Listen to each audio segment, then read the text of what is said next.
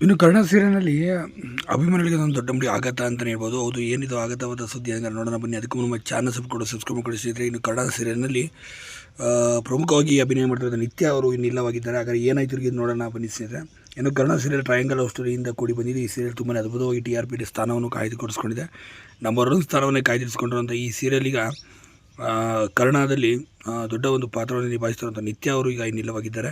ಅವರು ಸದ್ಯಕ್ಕಿರೋ ಮಾಹಿತಿಗಳ ಪ್ರಕಾರ ಬೆಳ್ಳಿ ತೆರೆಯಲ್ಲಿ ಅವರಿಗೆ ಮಿಂಚುವ ಅವಕಾಶ ಸಿಕ್ಕಿದೆ. ಆ ಕಾರಣಕ್ಕಾಗಿ ಈ ಸೀರಿಯಲ್ ಬಿಟ್ಟಿದ್ದಾರೆ ಅಂತ ಹೇಳಿದ್ರೆ, ಮತ್ತೊಂದು ಕಾರಣ ಇತ್ತೀಚೆಗೆ ಈ ಸೀರಿಯಲ್ಗೆ ನಿಧಿ ಪಾತ್ರಕ್ಕೆ ಇರುವಷ್ಟು ಪ್ರಾಮುಖ್ಯತೆ ನಿತ್ಯ ಪಾತ್ರಕ್ಕೆ ಸಿಗ್ತಿಲ್ಲ. ಹಾಗೆ ಯಾಕೋ ಈ ಪಾತ್ರ ನನಗೆ ಒಂದು ರೀತಿ ಸರಿ ಹೋಗ್ತಿಲ್ಲ. ನಾನು ನಾಗಿಣಿ ಅಂತ ಸೀರಿಯಲ್ ದೊಡ್ಡ ನಾಯಕಿಯಾಗಿ ಬಂದಂಥವಳು, ಈ ಸೀರಿಯಲ್ ನನಗೆ ಅಷ್ಟು ಪ್ರಾಮುಖ್ಯತೆ ಸಿಗ್ತಿಲ್ಲ ಎಂಬ ಕಾರಣಕ್ಕೆ ಅವರೇ ಸೀರಿಯಲ್ ಬಿಟ್ಟಿದ್ದಾರೆ ಎಂಬ ಮಾಹಿತಿ ಬರ್ತಿರೋಂಥದ್ದು.